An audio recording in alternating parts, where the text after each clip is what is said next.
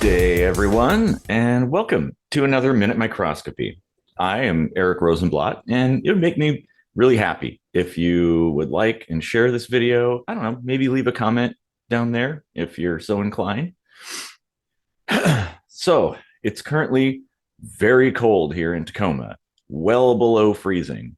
And it got me thinking about all the ads I've seen over the years about these revolutionary heaters. I'm sure you've come across them as well. Yeah, tiny heaters that put out tons of heat. I like to call them magical heaters. Now, there are countless variations of products and ads around heaters like that, but most of them follow a similar pattern. The pitch often includes the same tired formula, you know, greedy corporations and such, with a genius engineer developing a high-tech solution that they don't want you to know about. And it will revolutionize heating forever. Come to think of it, most scam products do this.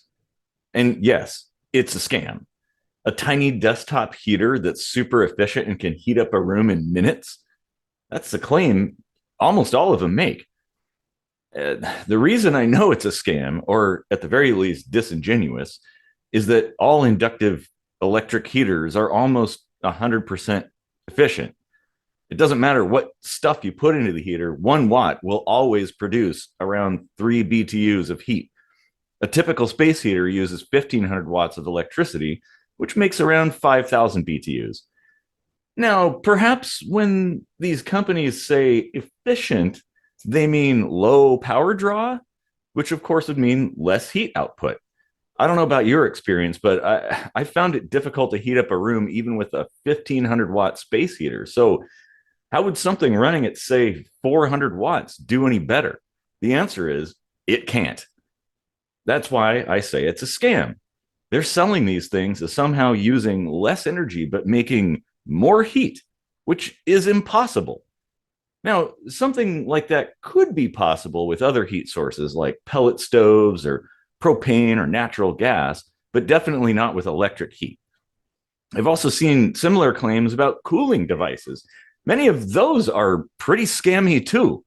A lot of the desktop ones are just modern versions of swamp coolers, not proper air conditioners. So I guess what I'm ultimately getting at is, if something sounds too good to be true, it probably is.